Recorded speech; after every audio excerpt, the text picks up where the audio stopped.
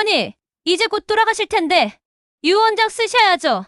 며느리의 입에서 나온 말이었습니다. 그리고 말순은 그 순간을 녹음하고 있었습니다. 김말순, 74세. 5년 전 아들을 사고로 잃었습니다. 남편마저 세상을 떠난 뒤 그녀에게 남은 건 오직 한 사람. 며느리 44세, 냉정하고 계산적인 여자였습니다. 겉으로는 효부였지만 속내는 전혀 달랐죠. 말수는 침대에서 거의 움직이지 못했습니다. 중풍으로 오른쪽 몸을 쓸 수 없었고 혼자서는 화장실도 갈 수 없었습니다. 전화기도 TV 리모컨도 심지어 물컵조차 손이 닿지 않는 곳에 놓여 있었죠. 며느리가 일부러 그렇게 해놓은 겁니다. 어머니, 약 드세요. 제가 없었으면 누가 이렇게 챙겨드려요? 며느리의 목소리에는 온기가 없었습니다. 마치 의무를 수행하듯 기계적으로 약을 입에 밀어 넣었죠. 말수는 떨리는 손으로 약을 삼켰습니다.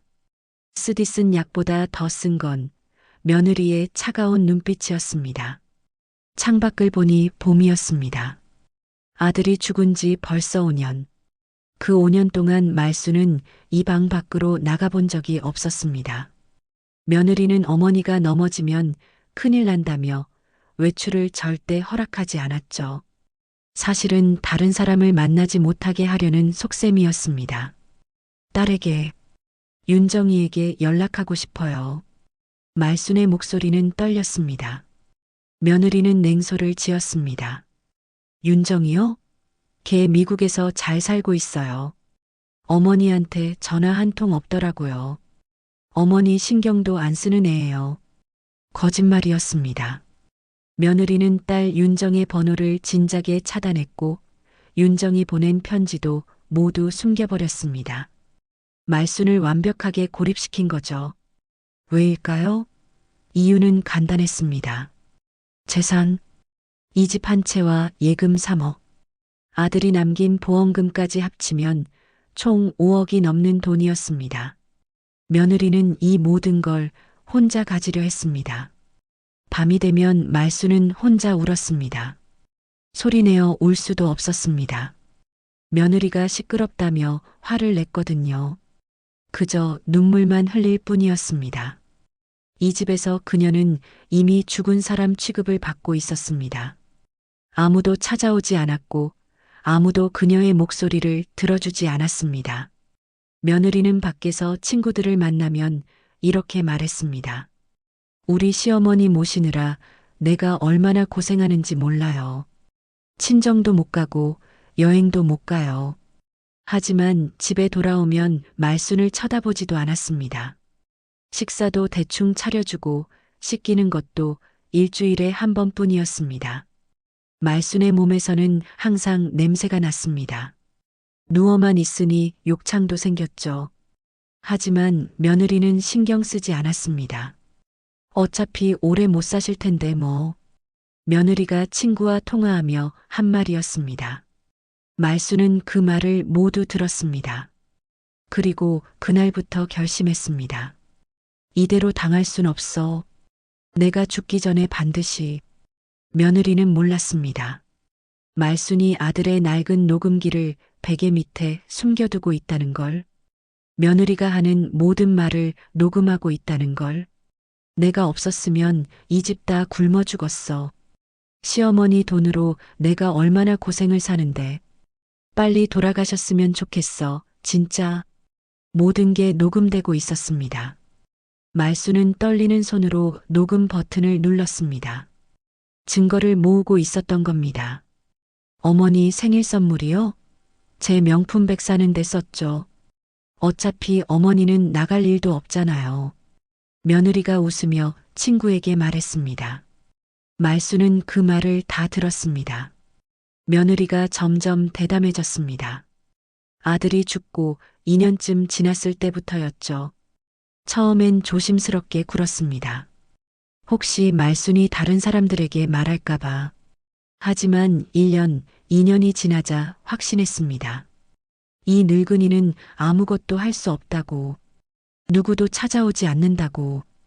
그때부터 며느리의 태도가 노골적으로 변했습니다. 어느 날 며느리가 말순의 서랍을 뒤지고 있었습니다. 뭐 하는 거예요? 말순이 물었습니다. 어머니 금반지 어디 있어요? 아들이 어머니 드렸던 거. 그건 내 유품인데. 유품이요? 지금 팔아야죠. 생활비 필요한데. 어머니 밥값이 얼마나 드는데요? 며느리는 서슴없이 금반지를 챙겼습니다. 시가 500만 원짜리 순금 반지였죠.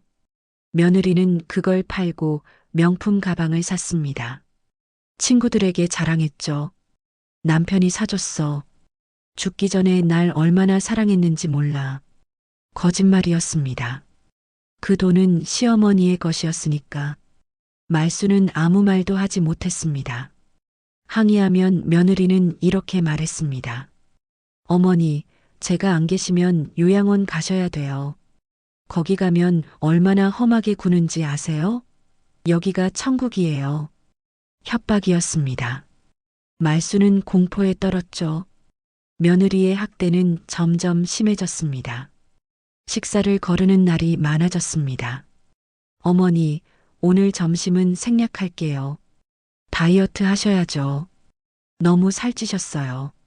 말수는 먹지 않으면 목숨이 위험했습니다. 하지만 며느리는 신경 쓰지 않았죠. 약도 제멋대로 줬습니다. 혈압약을 이틀에 한 번씩 줬어요. 병원비 아끼려면 약도 아껴야죠. 며느리는 웃으며 말했습니다. 말순의 혈압은 위험 수치까지 올랐습니다. 하지만 병원에는 가지 않았죠. 며느리가 데려가지 않았으니까. 그리고 어느 날 며느리가 보험 설계사와 통화하는 소리가 들렸습니다. 네, 시어머니 명의로 보험 하나 더 들고 싶은데요. 사망보험금이 큰 걸로요. 말순의 등골이 오싹했습니다. 며느리가 자신의 죽음을 기다리는 게 아니라 계획하고 있는 건 아닐까? 그날 밤 며느리가 가져온 약이 평소와 달랐습니다. 색깔도 다르고 크기도 달랐죠. 어머니, 새로운 약이에요. 건강에 좋대요. 말수는 약을 입에 넣는 척하다가 혀 밑에 숨겼습니다. 며느리가 나가자마자 뱉어냈죠. 무슨 약인지 알 수 없었습니다. 하지만 본능적으로 거부감이 들었어요. 며느리는 친구들 앞에서는 완벽한 효부였습니다. 우리 시어머니 진짜 불쌍하세요. 아들도 잃고 혼자 계시잖아요. 그래서 제가 친딸처럼 모시는 거예요. 친구들은 감탄했습니다. 지연아, 너 진짜 대단하다. 나 같으면 못해. 아니야, 당연한 거지. 가족이잖아. 며느리는 눈물까지 글썽였습니다. 하지만 집에 돌아오면 달랐죠. 에휴, 연기하느라 힘들어 죽겠네. 며느리가 거울 앞에서 립스틱을 고치며 혼잣말을 했습니다. 그리고 말순의 방문을 발로 차며 열었죠. 어머니, 저녁 안 드릴 거예요. 제가 약속 있거든요. 알아서 참으세요. 문을 쾅 닫았습니다. 며느리는 주말마다 여행을 갔습니다. 말순을 이틀씩 혼자 두고 냉장고에 물만 남겨두고 떠났죠. 음식은 없었습니다. 어차피 안 드시잖아요. 물만 있으면 돼요. 이틀 동안 말순은 물만 마셨습니다. 화장실도 혼자 갈 수 없어서 침대에서 실례를 했죠. 며느리가 돌아왔을 때 소리를 질렀습니다. 어머니, 이게 뭐예요? 더럽게. 제가 청소해야 되잖아요. 마치 말순이 일부러 그런 것처럼 화를 냈습니다. 그리고 이틀 동안 씻겨주지 않았어요. 버리라는 거였죠. 말순은 그 모든 걸 참았습니다. 하지만 녹음기는 돌아가고 있었습니다. 이 노인네 빨리 죽어야 할 텐데. 보험금이랑 집 팔면 10억은 되겠지? 윤정이? 걔한테 한 푼도 안 줄 거야. 며느리의 모든 말이 녹음됐습니다. 엄마, 나 한국 갈게. 더 이상 못 참겠어. 딸의 편지가 도착했습니다. 하지만 며느리가 그 편지를 찢어버리며 웃었습니다. 절대 안 돼. 넌 영영 못 와. 5년 전 아들이 죽던 날, 딸은 미국에 있었습니다. 박사과정을 밟고 있었죠. 부고 소식을 듣고 바로 귀국했습니다. 장례식장에서 딸은 어머니를 부둥켜 안고 울었어요. 엄마, 내가 여기 있을게. 학교 그만두고 엄마 모실게. 하지만 며느리가 끼어들었습니다. 윤정아, 내가 뭘 할 수 있는데? 넌 학업이나 마저 해. 어머니는 내가 모실게. 언니, 근데 걱정 마. 내가 진짜 딸처럼 모실게. 넌 꿈 포기하지 마. 며느리의 말은 듣기 좋았습니다.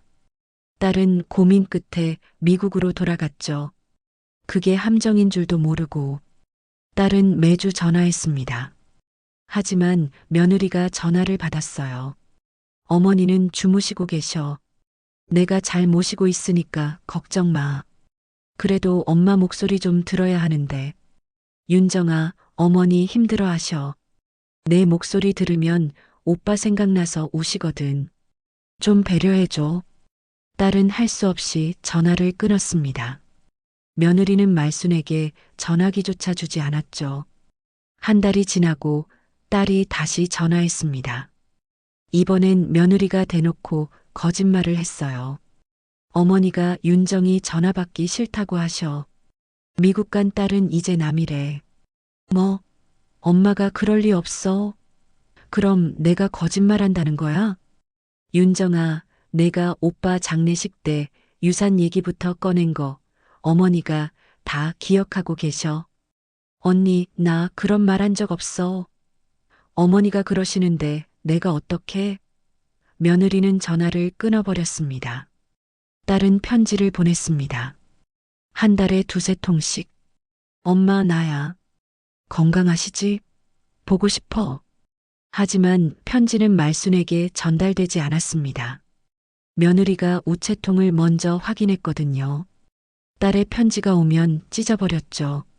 미국에서 잘 살면서 이제 와서 뭔 편지야.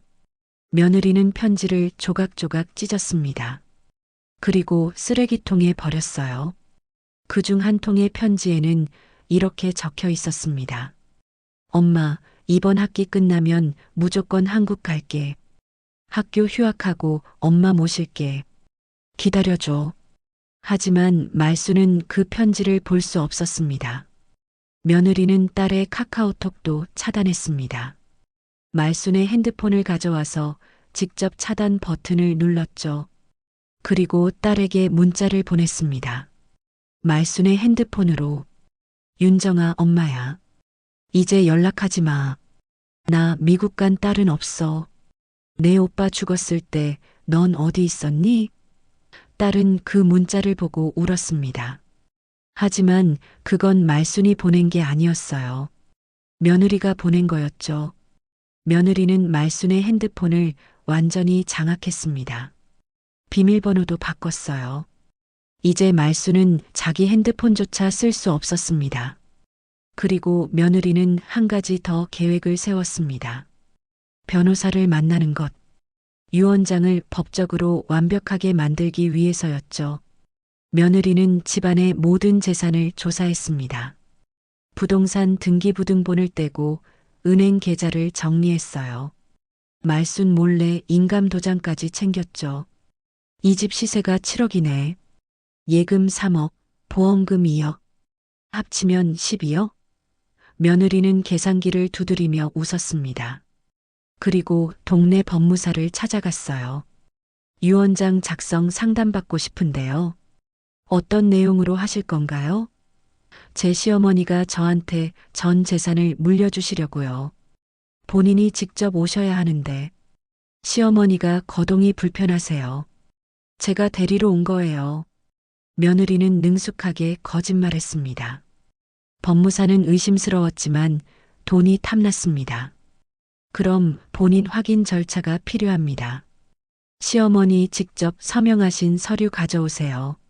네, 알겠습니다. 며느리는 집으로 돌아와 말순을 압박했습니다. 어머니, 이거 서명만 하세요. 은행 서류예요. 뭔데요? 정기예금 갱신하는 거예요. 그냥 사인만 하시면 돼요. 말수는 의심했습니다. 하지만 며느리가 손을 꽉 잡았어요. 아픈 손을 억지로 펜을 쥐게 했죠. 어서요. 며느리의 목소리가 날카로웠습니다. 말수는 떨리는 손으로 서명했습니다. 며느리는 그 서류를 챙겨 다시 법무사에게 갔어요. 그날 저녁 며느리는 친구들과 술을 마셨습니다. 완벽해. 곧 다 내 거야. 언니, 시어머니는 곧 요양원 보낼 거야. 아니면 며느리는 말을 흐렸습니다. 하지만 친구들은 다 알아들었죠. 그리고 며느리는 말순에게 거짓말을 했습니다. 어머니, 윤정이한테 전화 왔어요. 미국에서 결혼한대요. 한국은 안 온대요. 뭐라고? 말순의 눈에 눈물이 고였습니다. 딸이 남자 만났대요. 곧 결혼한대요. 어머니 생각은 일도 없나 봐요. 모두 거짓말이었습니다. 말수는 울었습니다. 며느리는 그 모습을 보며 만족스럽게 웃었죠. 어머니, 새 간병인이에요. 이름은 뭐 중요해요? 어차피 한 달이면 바꿀 건데. 며느리가 낯선 여자를 데려왔습니다. 하지만 그 여자의 눈빛이 낯설지 않았습니다. 며느리가 일주일 동안 해외여행을 간다고 했습니다. 어머니, 제가 없는 동안 간병인이 올 거예요. 말 잘 들으세요. 그리고 경고했죠. 이상한 말하면 요양원 바로 보낼 거예요. 알죠? 말수는 고개를 끄덕일 수밖에 없었습니다. 며느리는 가방을 싸며 신이 났어요. 시어머니 돈으로 가는 하와이. 최고. 며느리는 친구들과 1등석 비행기 표를 끊었습니다. 총 2천만 원. 말순의 계좌에서 빠져나간 돈이었죠. 며느리가 떠나고 집은 텅 비었습니다. 말순은 혼자 누워 천장을 바라봤어요. 이제 끝이구나. 이렇게 죽는구나. 체념했습니다. 다음 날 아침 초인종이 울렸습니다. 말순은 움직일 수 없었죠. 하지만 누군가 열쇠로 문을 열고 들어왔습니다. 안녕하세요. 낮고 조용한 목소리였습니다. 50대로 보이는 여자였어요. 평범한 옷차림, 화장기 없는 얼굴. 하지만 눈빛이 달랐습니다. 따뜻했어요. 저는 박미자예요. 일주일 동안 어머님을 돌보러 왔어요. 여자는 말순에게 다가왔습니다.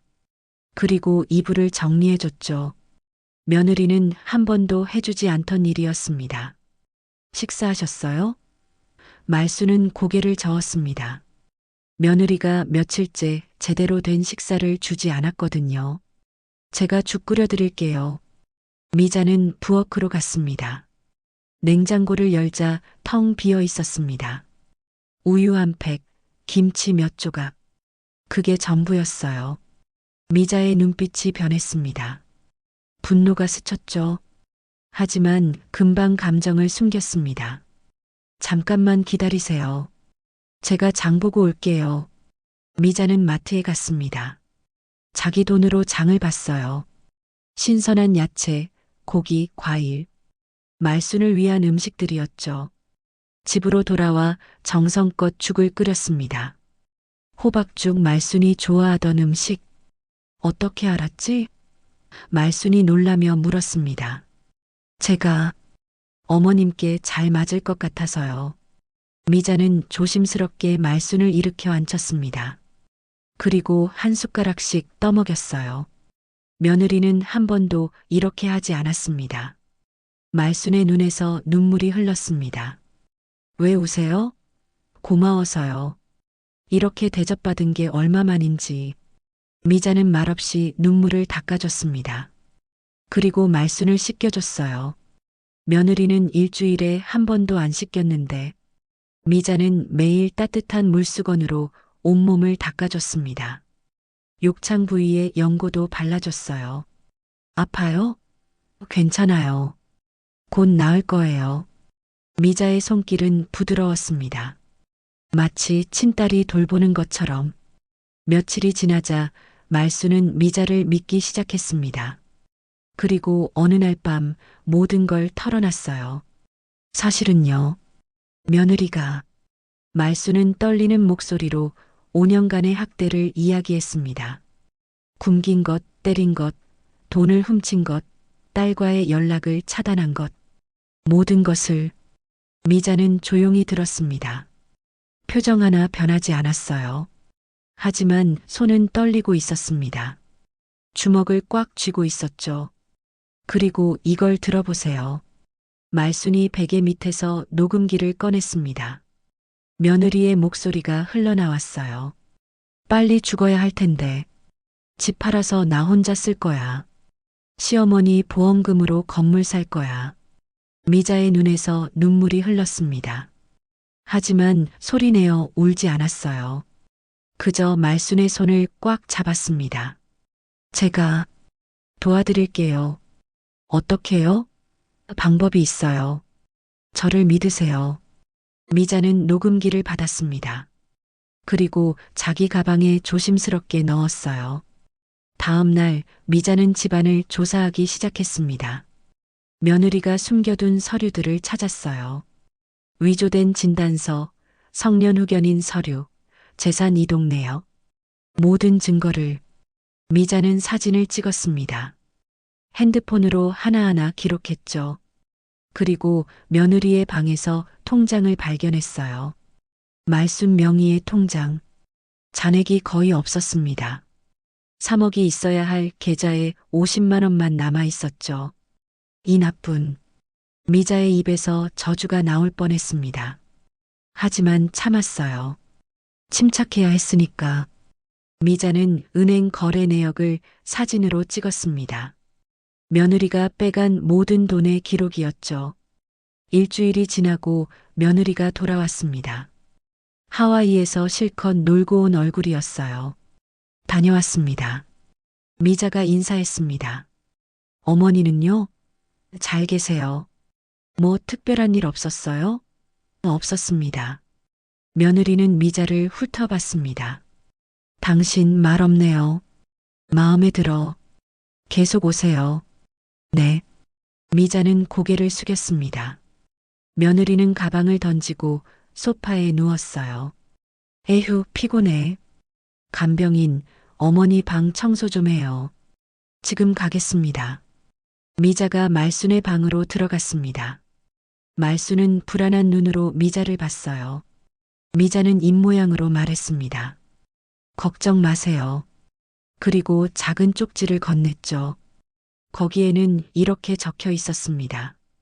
곧 끝납니다. 조금만 참으세요. 저를 믿으세요. 며느리는 몰랐습니다. 이 조용한 간병인이 누군지, 그리고 무엇을 준비하고 있는지. 미자는 매일 왔습니다. 며느리 몰래 변호사를 만났어요. 그리고 경찰서에도 갔습니다. 학대 신고하고 싶어요. 증거를 제출했죠. 녹음 파일, 사진, 서류, 모든 것을. 경찰은 눈을 크게 떴습니다. 이 정도면 형사고소 가능합니다. 일단 기다려주세요. 타이밍이 중요해요. 미자는 완벽한 복수를 준비하고 있었습니다. 당신 어디서 본 것 같은데? 며느리가 미자를 빤히 쳐다봤습니다. 미자의 심장이 쿵쾅거렸습니다. 들키면 안 돼. 아직은. 미자가 일주일째 말순을 돌보고 있었습니다. 며느리는 점점 미자를 의심하기 시작했어요. 간병인, 당신 혹시 전에 우리 집 온 적 있어요? 없는데요. 이상하네. 자꾸 낯이 익어서. 며느리가 미자를 위아래로 훑어봤습니다. 미자는 고개를 숙였죠. 조심해야 해. 며느리는 미자가 말순에게 너무 잘해주는 게 마음에 들지 않았습니다. 야, 간병인. 시어머니한테 왜 그렇게 잘해줘요? 돈 더 받으려고? 제 일이니까요. 일? 하루 10만 원짜리 일에 목숨 거는 거 보니 한심하네. 며느리가 비웃었습니다. 며느리는 미자를 감시하기 시작했습니다. CCTV를 몰래 설치했어요. 말순의 방 구석에 이 간병인이 뭘 하나 보자. 하지만 미자는 눈치챘습니다. 카메라의 빨간 불을. 미자는 카메라가 안 보이는 각도에서만 말순과 대화했어요. 어머님, 제가 변호사를 부를게요.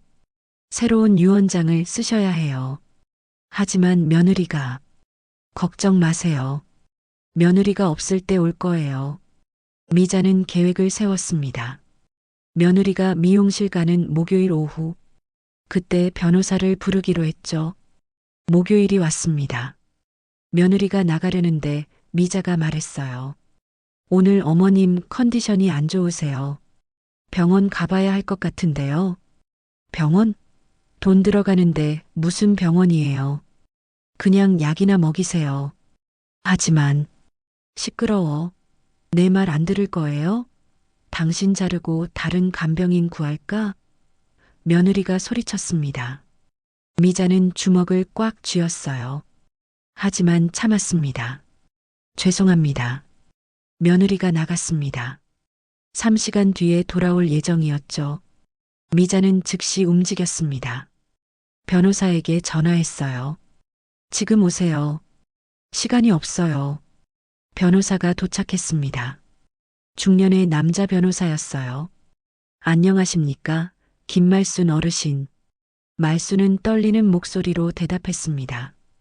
유언장을 새로 쓰고 싶어요. 네, 어떤 내용으로 하시겠습니까? 제 모든 재산을 딸에게 주고 싶어요. 며느리에게는 단 한 푼도. 변호사가 고개를 끄덕였습니다. 증거가 있으신가요? 며느리가 나중에 유언장 무효 소송을 낼 수 있습니다. 미자가 녹음기를 꺼냈습니다. 여기 5년치 녹음 파일이 있어요. 학대 증거, 재산 횡령 증거, 모든 게 다 있어요. 변호사가 듣더니 눈을 크게 떴습니다. 이 정도면 충분합니다. 아니, 형사 고소도 가능한 수준인데요. 고소는 나중에요. 일단 유언장부터. 미자가 말했습니다. 변호사는 30분 만에 유언장을 작성했어요. 말순이 한 글자 한 글자 서명했습니다. 떨리는 손으로. 이제 며느리가 날 어떻게 하든 상관없어. 말순이 안도의 눈물을 흘렸습니다. 어머님, 아직 안 끝났어요. 조금만 더 참으세요. 미자가 말순의 손을 잡았습니다. 변호사가 나가고 1시간 뒤 며느리가 돌아왔습니다. 다녀왔어요. 며느리가 집에 들어서는데 뭔가 이상했습니다. 공기가 달랐어요. 간병인, 혹시 누가 왔다 갔어요? 아니요. 거짓말하지 마요. 문 앞에 구두 자국 있는데? 며느리가 날카롭게 물었습니다. 미자는 당황하지 않았습니다. 아, 택배 왔었어요. 어머님 약. 약? 내가 시킨 것도 아닌데? 제가 어머님 영양제 주문했어요. 며느리는 의심스러웠지만 넘어갔습니다. 그날 밤 며느리는 CCTV 영상을 확인했어요. 하지만 미자는 사각지대에서만 움직였습니다. 아무것도 안 보였죠. 이상해. 뭔가 수상한데. 며느리가 중얼거렸습니다. 그리고 미자의 가방을 뒤지기 시작했어요.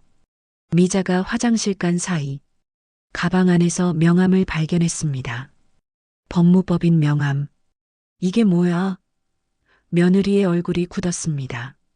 간병인이 왜 변호사 명함을 가지고 있어? 며느리는 미자를 추궁했습니다. 당신, 이거 뭐예요? 명함을 던지며 소리쳤죠. 아는 사람이에요. 간병인이 변호사를 알아? 거짓말. 제 개인 일인데 왜 따지세요? 미자가 차갑게 대꾸했습니다. 며느리는 화가 났어요. 당신 잘렸어. 오늘부로 나가요. 알겠습니다. 미자는 담담하게 짐을 쌌습니다. 말순은 불안한 눈으로 미자를 봤어요. 미자는 작은 목소리로 속삭였습니다. 괜찮아요. 이미 다 끝났어요. 조금만 더 견디세요. 미자가 나가는 뒤를 며느리가 노려봤습니다. 뭔가 이상해. 저 여자 뭔가 숨기고 있어. 며느리는 흥신소에 전화했습니다. 사람 좀 알아봐 주세요. 이름은 박미자. 나이는 50대. 며느리는 미자를 조사하기 시작했어요. 하지만 박미자라는 사람은 실제로 존재했습니다. 간병인 자격증도 있었고 경력도 있었죠. 미자가 완벽하게 신분을 위조한 거였습니다. 이상한 건 없는데? 며느리는 의심을 풀었습니다. 하지만 미자를 다시는 부르지 않았어요. 새로운 간병인을 구했죠. 이번엔 60대 할머니였습니다. 미자보다 훨씬 나이 많고 아무것도 모르는 사람. 며느리는 안심했습니다. 이제 괜찮아. 유언장만 받으면 끝이야. 하지만 며느리는 몰랐습니다. 이미 새로운 유언장이 작성됐다는 것을, 그리고 그 유언장에는 자기 이름이 단 한 글자도 없다는 것을. 미자는 집 밖에서 지켜봤습니다. 조금만 더 참으세요, 엄마. 미자의 눈에서 눈물이 흘렀습니다. 이제 곧 끝이야. 한 달만 더 버텨. 그럼 12억이 내 거야. 며느리가 병든 말순을 내려다보며 웃었습니다. 하지만 말순은 이미 모든 준비를 끝낸 상태였습니다. 미자가 쫓겨나고 2주가 지났습니다. 말순의 상태가 급격히 나빠졌어요. 며느리가 다시 약을 제대로 안 줬거든요. 어머니, 약값이 너무 비싸요. 이번 달은 패스할게요. 말순의 혈압이 위험 수치까지 올랐습니다. 가슴 통증도 심해졌죠. 병원 가고 싶어요. 병원요? 어차피 곧 돌아가실 텐데 병원비가 아깝잖아요. 그냥 집에서 편히 계세요. 며느리는 냉정하게 말했습니다. 말수는 숨이 가빠졌어요. 며느리는 창문도 열어주지 않았습니다. 답답하면 참으세요. 제가 감기 걸리잖아요. 방은 숨막힐 듯 더웠습니다. 며느리는 이제 노골적으로 말순을 방치했습니다. 하루에 한 번 물만 갖다 줬어요. 밥은 이틀에 한 번. 그것도 찬밥과 김치뿐이었죠. 어머니 식사 다 차려드렸어요. 감사하게 드세요. 며느리가 냉소를 지으며 문을 닫았습니다. 말수는 손도 제대로 못 움직이는데 혼자 밥을 먹어야 했어요. 절반은 흘렸고 절반은 굶었습니다. 말순의 몸은 점점 말라갔습니다. 뼈만 남았죠.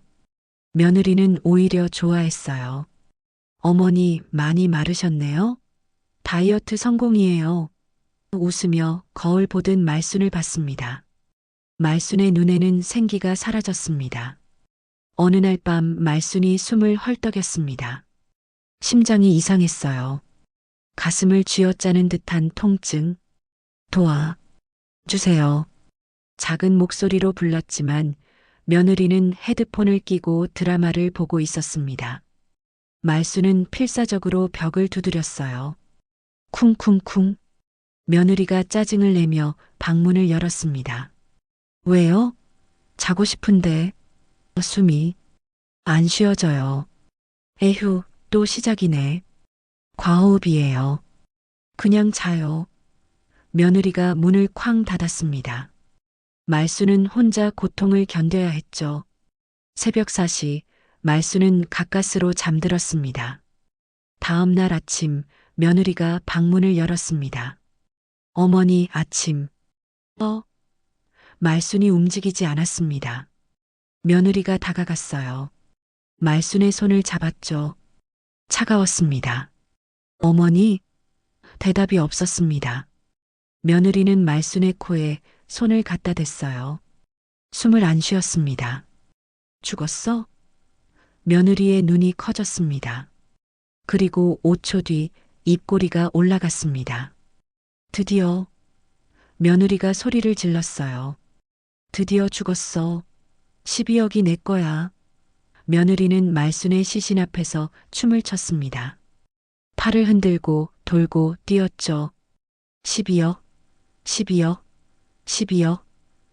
노래처럼 외쳤습니다. 며느리는 즉시 친구에게 전화했습니다. 아, 시어머니 죽었어. 오늘 저녁에 파티하자. 대박. 축하해. 이제 나 부자야.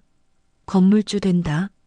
며느리는 웃음을 참을 수가 없었습니다. 119에 전화한 것은 그로부터 2시간 뒤였어요. 충분히 춤추고 난 다음이었죠. 여보세요. 저희 시어머니가 돌아가신 것 같아요. 며느리의 목소리는 떨렸습니다. 연기였어요. 완벽한 슬픔 연기. 구급대원이 왔을 때 며느리는 울고 있었습니다. 어머니, 왜 저를 두고 가세요? 눈물까지 흘렸죠. 유족분이세요? 네. 며느리예요. 5년 동안 제가 모셨어요. 고생 많으셨습니다. 구급대원이 위로했습니다. 사망 진단서가 나왔습니다. 사인은 심근경색, 자연사였죠.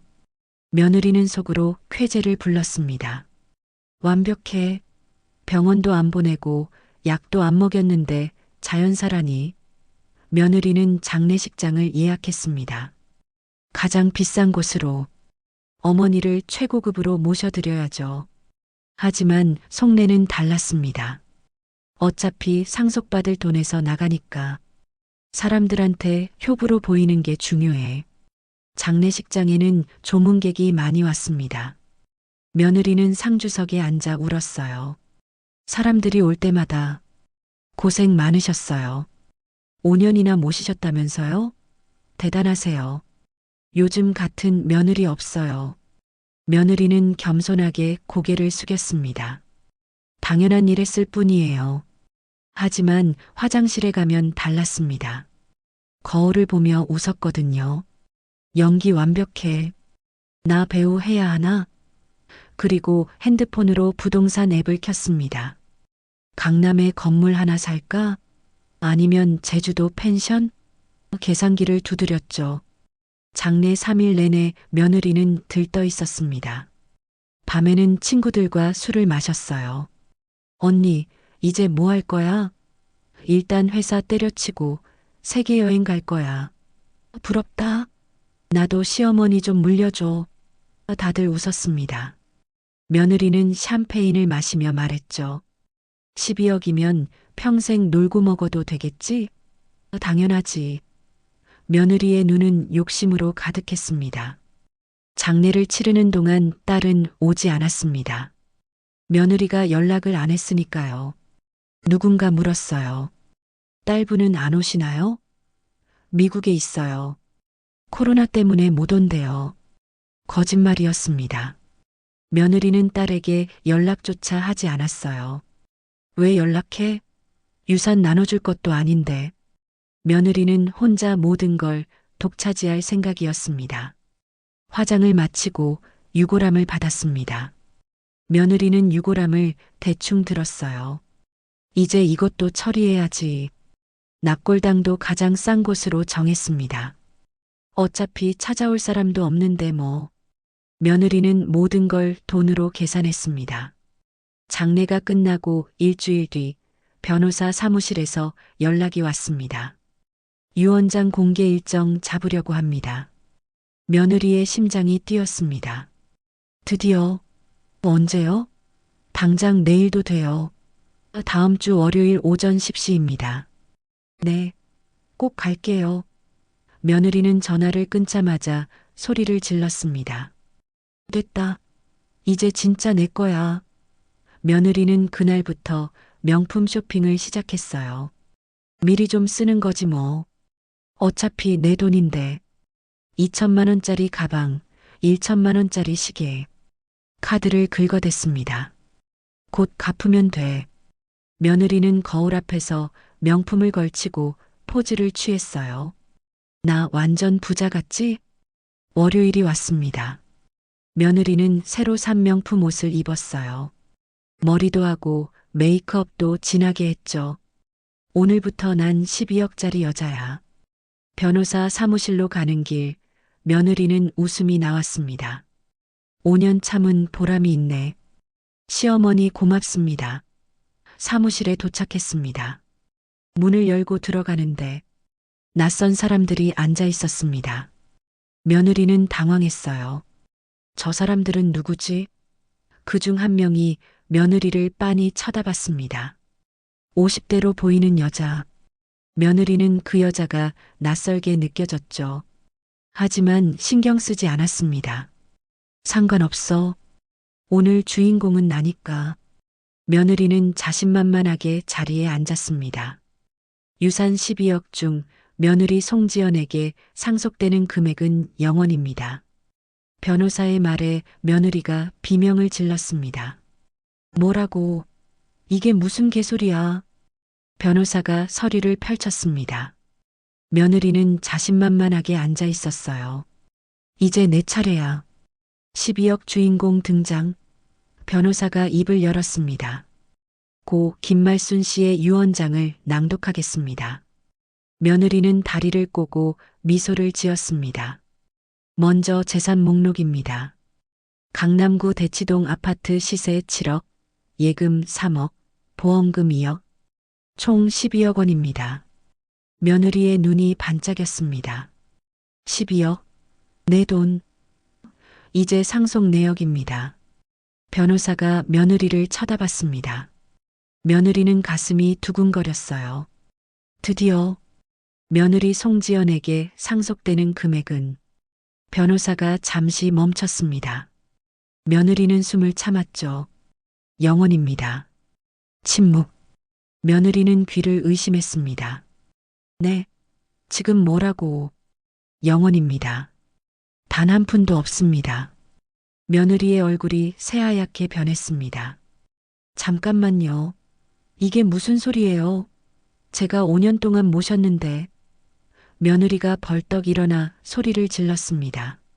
제가 밥 먹이고 빨래하고 청소하고 제 인생을 바쳤는데 0원이라고. 며느리의 목소리가 갈라졌습니다. 변호사는 담담하게 대답했어요. 유언장에 명시되어 있습니다. 말도 안 돼. 유언장이 잘못된 거예요. 시어머니가 치매였어요. 정신이 온전하지 않았다고요. 며느리가 책상을 탁 쳤습니다.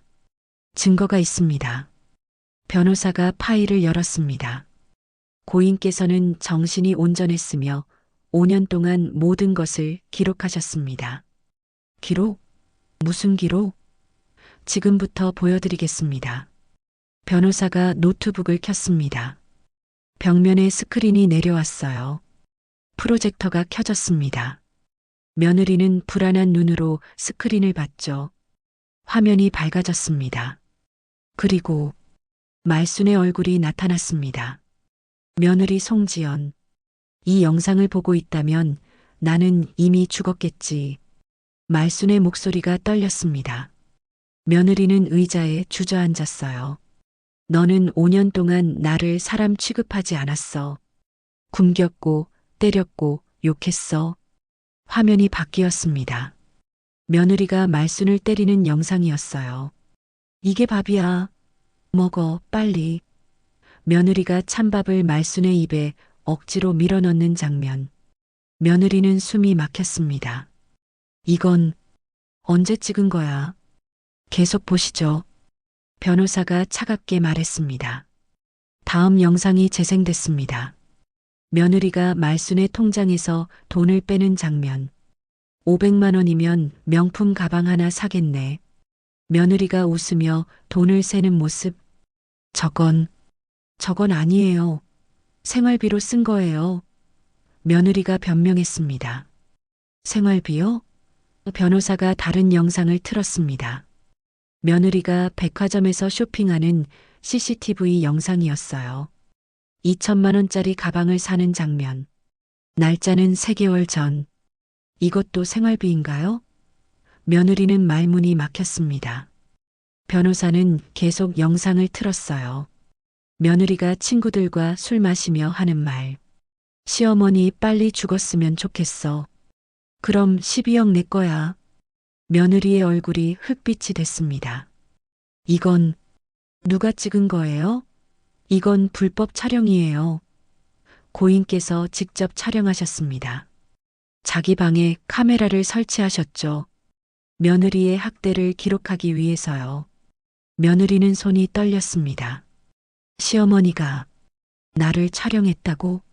변호사가 다음 파일을 열었습니다. 그리고 이건 녹음 파일입니다.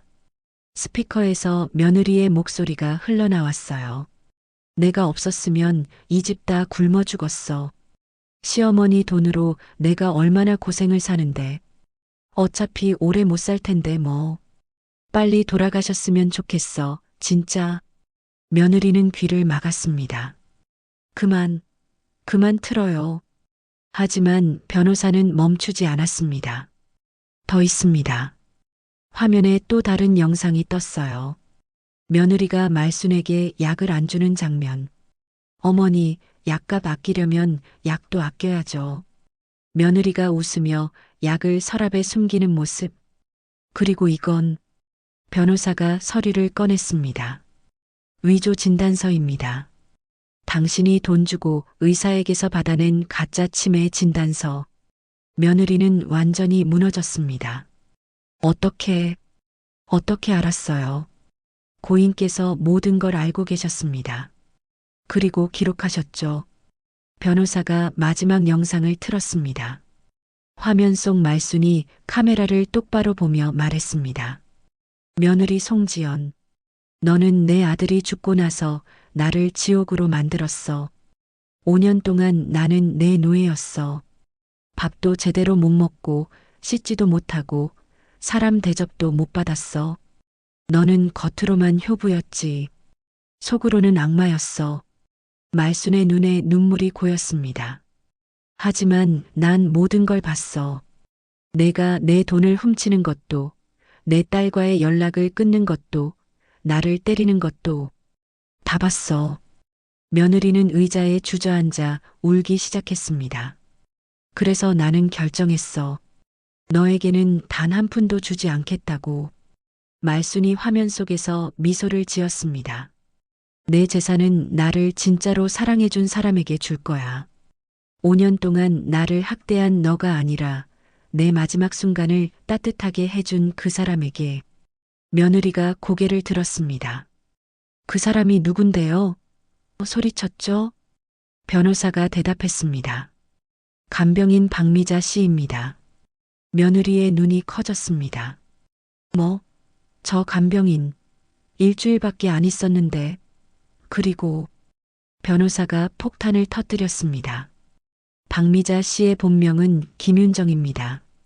며느리는 숨이 멎는 것 같았습니다. 김윤정? 설마. 네. 고인의 친딸입니다. 며느리가 미자를 돌아봤습니다. 미자가 천천히 일어났어요. 그리고 가발을 벗었습니다. 두꺼운 안경을 벗었죠. 얼굴에 화장을 닦아냈습니다.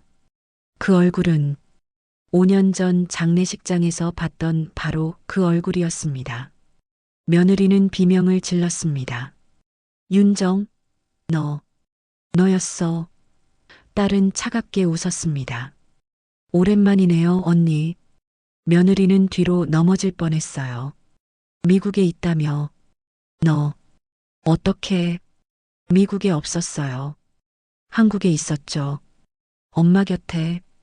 딸이 말했습니다. 언니가 제 연락을 다 차단했죠. 제가 보낸 편지도 다 버렸고요. 그래서 저는 방법을 바꿨어요. 이름을 바꾸고 얼굴을 바꾸고 간병인으로 위장했죠. 며느리는 믿을 수 없다는 표정이었습니다. 너 그럼 전부 다. 네. 다 계획이었어요. 언니의 학대를 증거로 남기고 엄마를 보호하고 새로운 유언장을 쓰게 하는 것까지. 딸의 눈에서 차가운 빛이 났습니다. 언니, 5년 동안 제 엄마한테 뭘 했는지 알아요? 제가 다 봤어요. 영상으로, 녹음으로, 사진으로. 증거가 산더미예요. 며느리는 완전히 무너졌습니다. 바닥에 주저앉아 머리를 쥐어뜯었어요. 안 돼. 이럴 수 없어. 12억이 내 돈인데.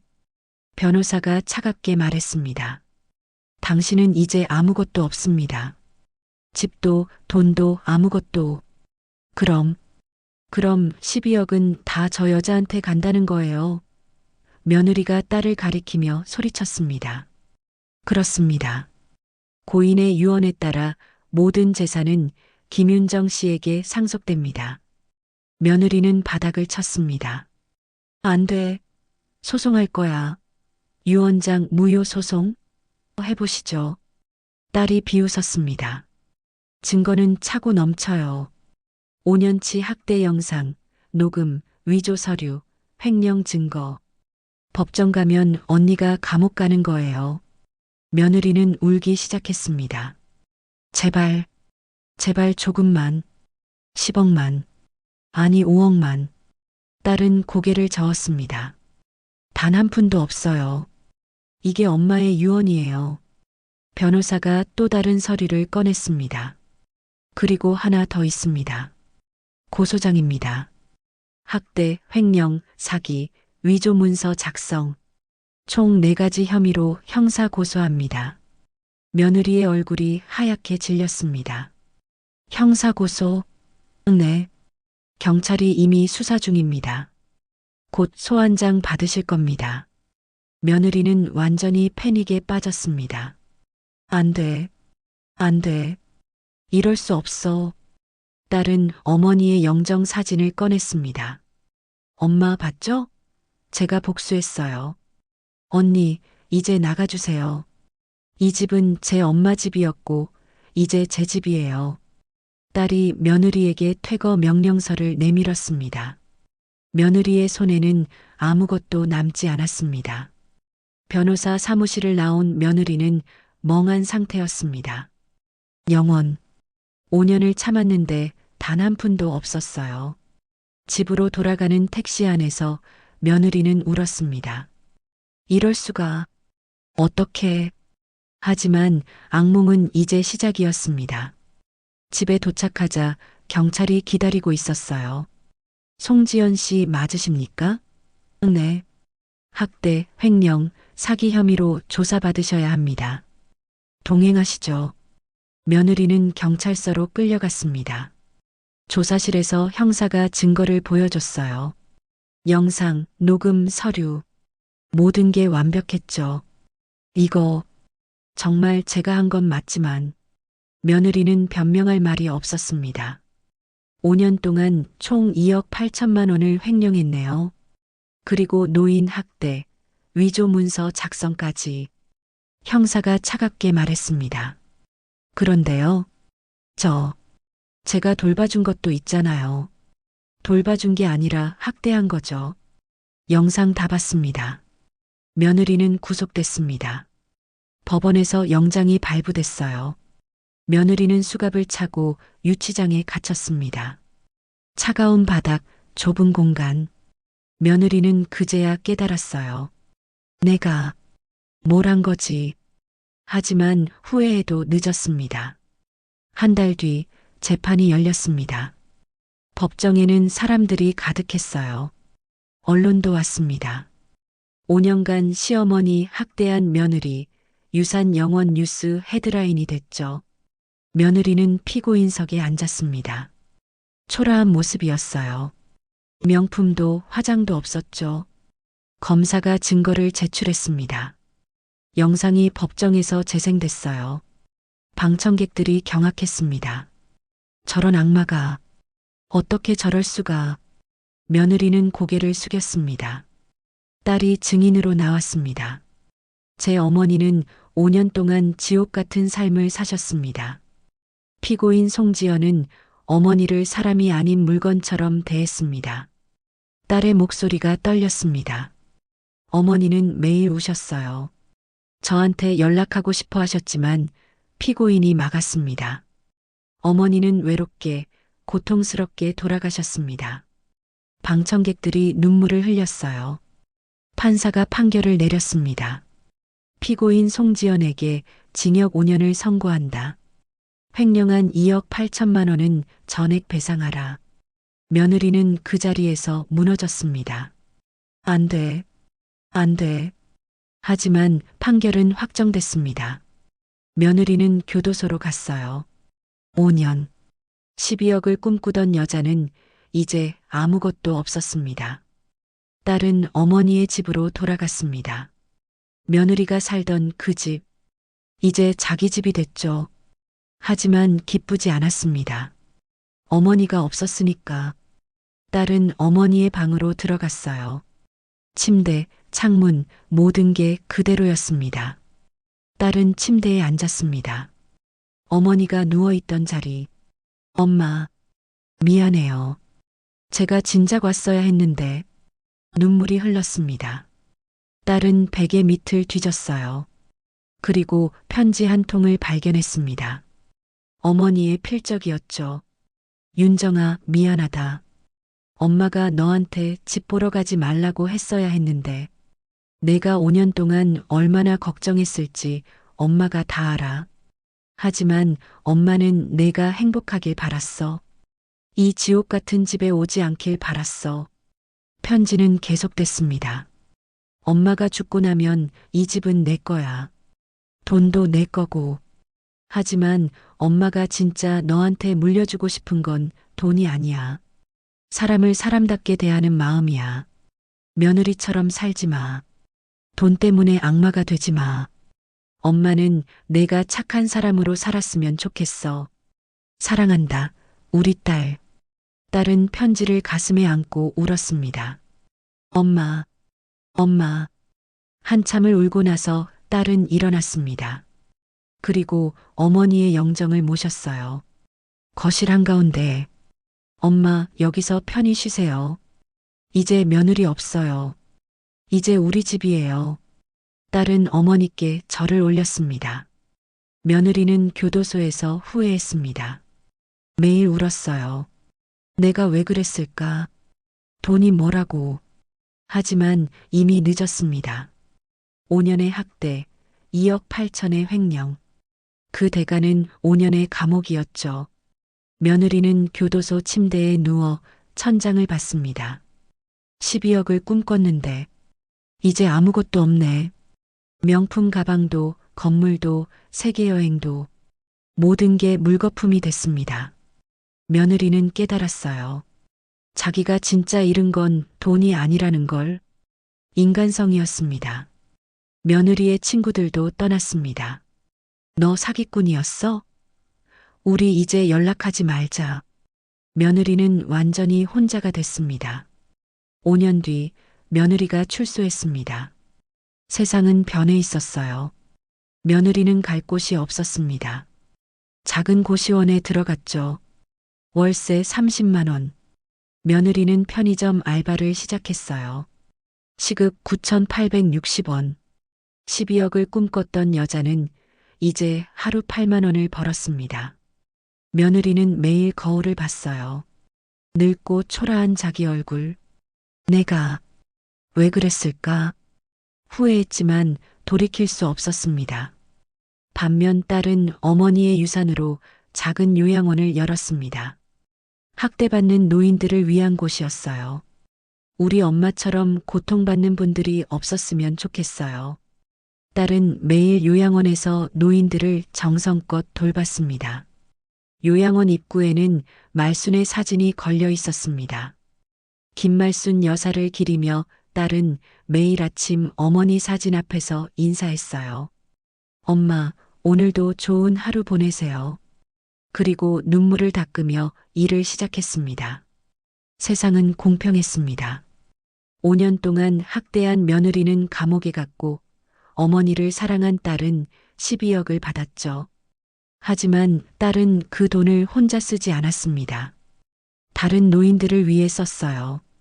어머니가 원했던 방식으로. 이것이 진짜 유산이었습니다. 여러분, 이 이야기를 보면서 무엇을 느끼셨나요? 며느리처럼 욕심에 눈이 멀어 사람을 학대하는 건 결국 자기 인생을 망치는 길입니다. 돈은 중요하지만 인간성을 잃으면 그 돈도 의미가 없습니다. 5년을 참으며 12억을 노렸지만 결국 영혼을 받고 감옥에 간 며느리. 반면 진심으로 어머니를 사랑한 딸은 모든 것을 받았죠. 여러분이라면 어떤 사람이 되고 싶으신가요? 며느리처럼 계산기 두드리며 사는 삶? 아니면 딸처럼 진심으로 사랑하는 삶? 이 영상이 여러분께 작은 교훈이 되었으면 좋겠습니다. 공감하셨다면 좋아요 버튼으로 응원해 주시고 채널 구독으로 더 많은 이야기를 받아보세요. 여러분의 댓글도 기다리고 있겠습니다. 다음 영상에서 또 만나요.